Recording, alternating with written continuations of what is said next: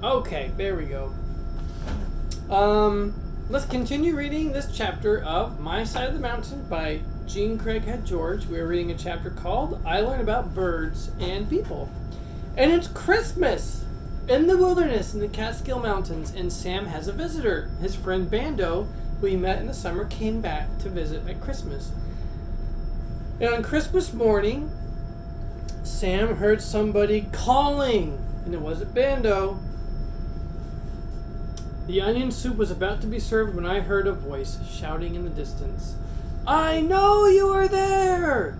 I know you are there! Where are you? Dad! I screamed and dove right through the door onto my stomach. I all but fell down the mountain shouting, Dad! Dad! Where are you? I found him resting in a snowdrift, looking at the cardinal pear that lived next to the stream. He was smiling, stretched out on his back, not in exhaustion, but in joy. Merry Christmas! He whooped. I ran toward him. He jumped to his feet, tackled me, thumped my chest, and rubbed snow in my face. Then he stood up, lifted me from the snow by the pockets on my coat, and held me off the ground so that we were eye to eye. He sure smiled. He threw me down in the snow again and wrestled with me for a few minutes. Our formal greeting done, we strode up the mountain. Well, son, he began, I've been reading about you in the papers, and I could no longer resist the temptation to visit you. I still can't believe you did it. His arm went around me. He looked real good, and I was overjoyed to see him. How did you find me? I asked eagerly. I went to see Mrs. Fielder. She told me which mountain. At the stream I found your raft and ice fishing holes. Then I looked for trails and footsteps. When I thought I was getting warm, I hollered. Am I that easy to find? You didn't have to answer. I'd probably have frozen in the snow. He was pleased and not angry at all, and not angry at me at all. He said again, I just didn't think you'd do it. I was sure you'd be back again the next day. And when you weren't, I bet on the next week, and then the next month. How's it going? Ooh, page is sticking. Oh, it's a wonderful life, Dad. We walked into the tree. Bando was putting the final touches on the venison steak. Dad, this is my friend, Professor Bando. He's a teacher. He got lost one day last summer and stumbled onto my camp. He liked it so well that he came back for Christmas. Bando, meet my father. Bando turned the steak on the spit, rose, and shook my father's hand. I'm pleased to meet the man who sired this boy, he said grandly. I could see that they liked each other, and that it was going to be a splendid Christmas. Dad stretched out on the bed and looked around. I thought maybe you'd pick a cave, he said.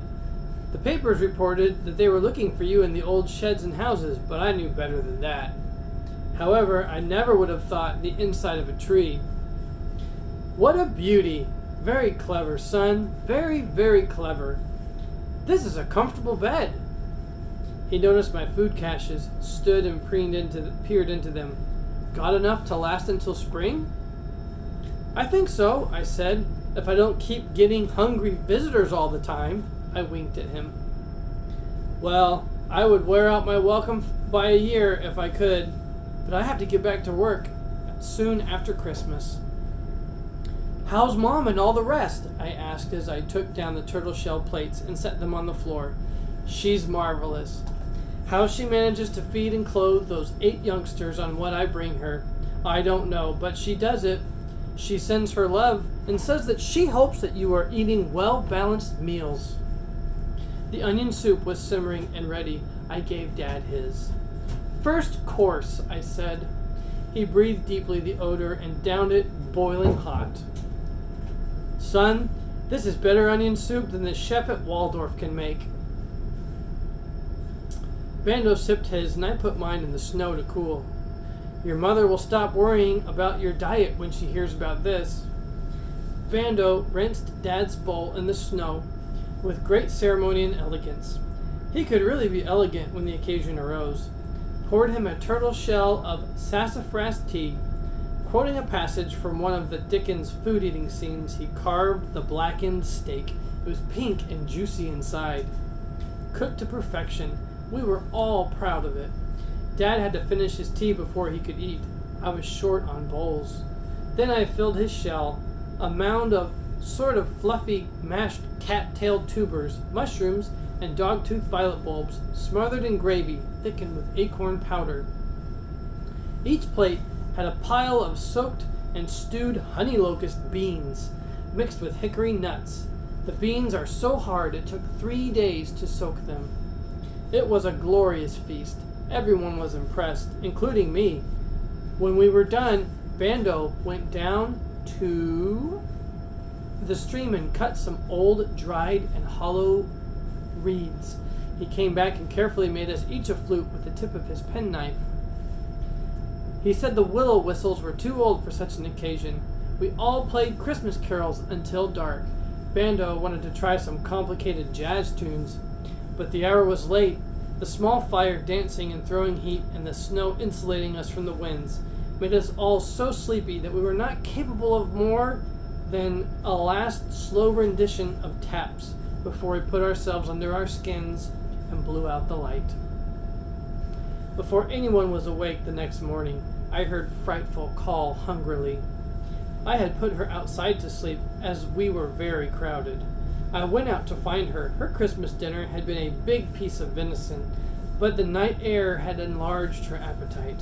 I called her to my fist, and we went to the meadows to rustle up breakfast for the guests.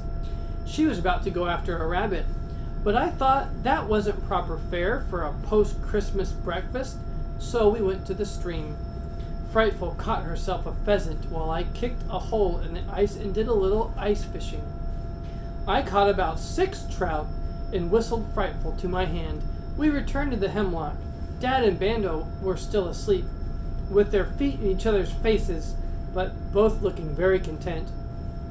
I built the fire and was cooking the fish and making pancakes when Dad shot out of bed. "Wild boy!" he shouted. "What a sanguine smell! What a purposeful fire! Breakfast in a tree! Son, I toil from sunup to sundown, and I have never lived so well!" I served him. He choked a bit on the acorn pancakes. They are a little flat and hard. But Bando got out some of his blueberry jam and smothered the pancakes with an enormous portion. Dad went through the motions of eating his. The fish, however, he enjoyed. And he asked for more. We drank sassafras tea, sweetened with some of the sugar that Bando had brought me, rubbed our turtle shells clean in the snow, and went out into the forest. Dad had not met Frightful. When she winged out of the hemlock, he ducked and flattened into the snow. "Blast off!" he shouted. He was very cool toward Frightful until he learned that she was the best provider that we had ever had in our family. And then he continually praised her beauty and admired her talents. He even tried to pet her, but Frightful was not to be won. She snagged him with her talons. They stayed away from each other for the rest of Dad's visit, although Dad never ceased to admire her from a safe distance. Bando had to leave 2 or 3 days after Christmas. He had some papers to grade, and he started off reluctantly one morning, looking very unhappy about the life that he had chosen. He shook hands all around and then turned to me and said, "I shall save all the newspaper clippings for you. And if the reporters start getting too hot on your trail, I'll call the New York papers and give them a bum steer." I could see he rather liked the idea and departed a little happier. Dad lingered on a few more days, ice fishing, setting my traps and snares, and husking walnuts. He whittled some cooking spoons and forks. On New Year's Day, he announced that he must go. "I told your mother I would only stay for Christmas. It's a good thing she knows me, or she might be worried." "She won't send the police out looking for you?" I asked hurriedly. "Could she think you never found me?" "Oh, I told her I'd call on Christmas night if I didn't." He poked around for another hour or two, deciding just how to leave.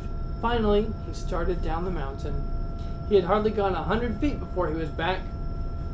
I've decided to leave by another route.